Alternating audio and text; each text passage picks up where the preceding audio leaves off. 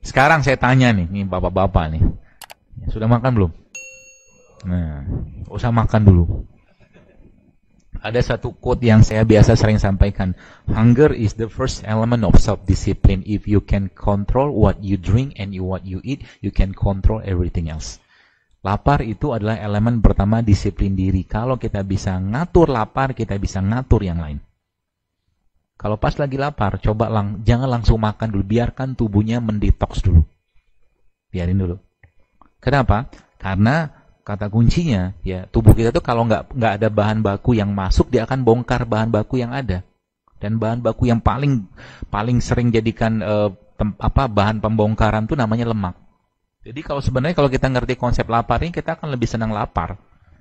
Ya, dia akan mendetoks terus badan kita. Kalau gini lah, istilah gini lah.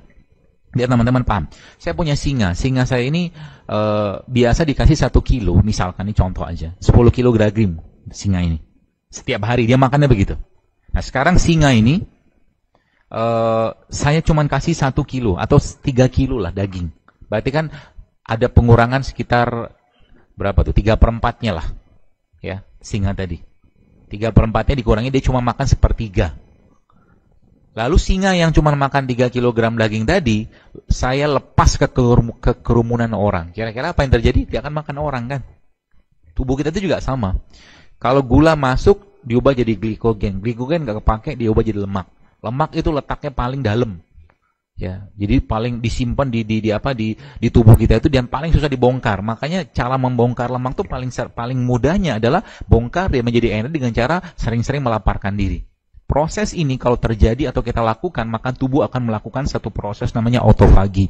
Autofagi itu dia akan memakan sel-sel yang rusak. Sesimpel itu coba. Tapi tahan dulu laparnya. Nanti kalau sudah mau makan, baru makan. Ya, makannya tapi dipikirin. Yang saya makan ini kira-kira sehat nggak? Kalau jelas-jelas nggak sehat, jangan dimakan.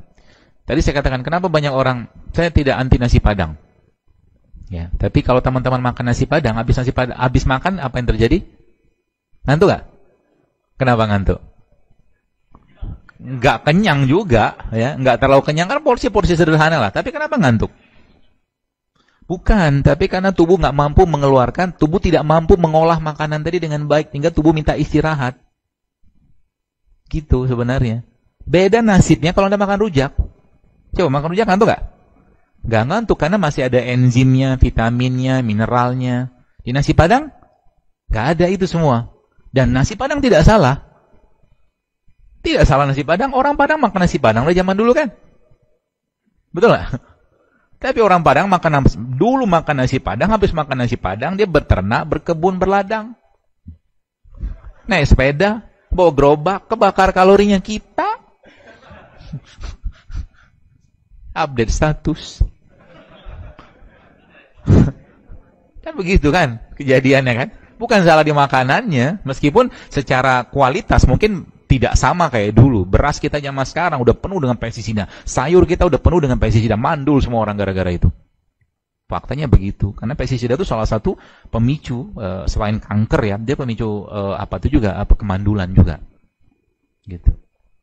Jadi biasanya kalau sudah mulai teman-teman memahami ini, maka kata Allah dalam Al-Quran, "Falyanzur insana ila ta'ami." Saya kasih nanti tipsnya.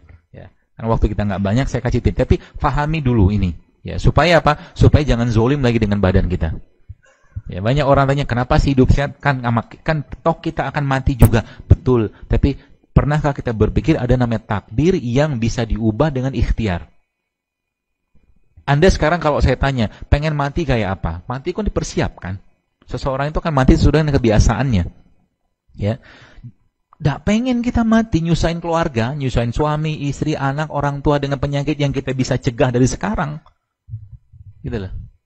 Maka dalam perspektif saya pribadi, saya sering katakan bahwa hidup sehatnya bagi seorang mukmin itu bukan lifestyle, tapi itu bentuk ketaatan dia kepada Allah, bentuk rasa syukur dia kepada Allah, sehingga nanti ketika dia minum madu, minum kunyit, minum jahe, dapat pahala, karena dengan itu dia mau ibadah lebih baik. Itu dulu dipahami. Sudah ngerti nggak sehat, jangan dimakan.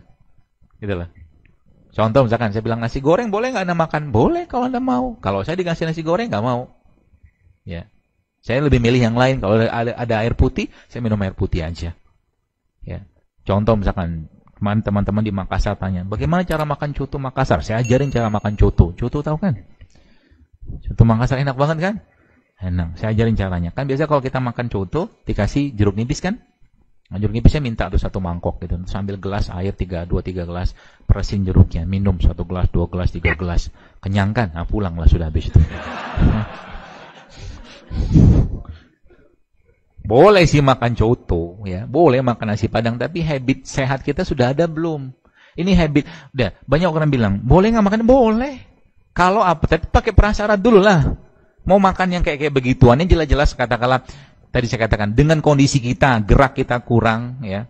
Puasa jarang, buah jarang, sayur jarang, air jarang, makan begitu tiap hari, itu namanya nyari penyakit. Ini kan? Bakso katakanlah, Anda butuh baksonya atau butuh rasanya? Boleh nggak makan bakso? Siapa yang larang makan bakso? Ya. Tapi masalahnya Anda butuh daging. Oke, kalau butuh daging, makan daging, jangan bakso pakai tepung lagi kan? Anda butuh ikan, ya makan ikan, empek-empeknya sekali-sekali. Itu yang benar, ya. Bukan tiap hari pempek, tiap hari bakso, tiap hari mie ayam. Kapan mau sehat? Apa yang terjadi? Sholat ngantuk, ngaji selembar selesai, tidur. Ya. Apa yang terjadi lagi? Kebanyakan makan kerupuk. Ya. Mentalnya kerupuk. Mental kerupuk itu apa? Bangun malam susahnya minta ampun. Itu mental kerupuk. Baca Quran susahnya minta ampun. Boro-boro diajak jihad. Ya. Gak usah bicara jihad dulu.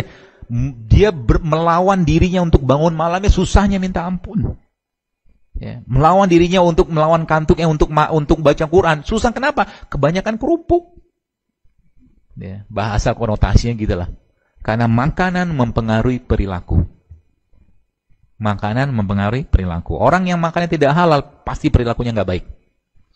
Baik dari sisi substansinya, katakan dia makan babi, makan apa yang nggak halal itu, atau substansi dari hal rezekinya dia nggak halal, pasti behavior dia atau tingkah laku dia bermasalah, pasti itu.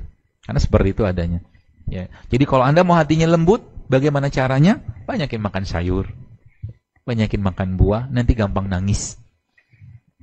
Nangisnya sama Allah gitu kan, bukan nangis misalkan istri pergi atau mungkin mobil hilang, bukan, nangis karena Allah. Ya, nangisnya karena Allah gitu ya. Jadi itu jadi clue pertama atau 2 poin pertama tadi adalah bahwa kesehatan fisik kita mulai dari kesehatan kolbu dulu. Bagaimana cara menyehatkan kolbu? Do something good for others. Lakukan sesuatu yang baik untuk orang lain. Itu. Baca Quran, zikir segala macam. Ya, dan Allah sering kalinya memberikan kepada kita tanda-tanda itu, ya, untuk menyehatkan kolbu kita. Contoh mungkin ada teman-teman di sini yang Anda mungkin berangkat kerja tadi pagi, tiba-tiba mata Anda ngelihat ada pengemis pinggir jalan atau ada bapak-bapak, ibu-ibu yang pakai gerobak gitu kan. Kemudian mereka ya dengan kemiskinan mereka gitu kan, yang sebenarnya ada petunjuk Allah di situ untuk kita membantu mereka. Itu caranya Allah memberikan itu. Saya pribadi banyak sekali pengalaman-pengalaman seperti ini. Ya. Contoh, adalah sekitar 5-6 tahun yang lalu lah. Saya pengen beli jam. Jam itu untuk saya ukurannya mahal. Tapi saya suka jam itu. Waktu lihat di mall gitu kan, saya lihat, oh kayaknya bagus nih kalau saya pakai. Mungkin ya bisa meningkatkan kegantengan. Mungkin, asumsi saya lah. Mungkin kan. Lucu-lucuannya gitu lah. Lalu mau beli, belum ada dananya. Terus saya bilang sama Allah, ya Allah tolong murahkan jam ini untuk, tolong murahkan jam ini untuk saya. Itu. Saya bilang gitu sama Allah dalam bentuk doa. Saya lihatin gitu kan, sambil doa dalam hati, ngomong aja, berujar dalam hati. Ya ada setahun, 6 bulan kemudian jam itu saya beli. Dan bahagia banget kan, beli jam gitu kan. Maksudnya laki-laki kan sukanya jam, kalau perempuan kan tas. Sama berlian. Terus, lalu, pergilah saya satu acara di daerah Lampung, tiba-tiba saat itu lagi nunggu panitia jemput, saya sholat duha di musola bandara itu, lalu lagi baca gitu, sampai saya ada bapak supir taksi, saya baca Quran, dan apa yang Allah sampaikan kepada saya situ, dan kamu tidak akan sampai pada kebajikan yang sempurna hingga kamu menginfakkan apa yang paling kamu cintai. Jackpot kan?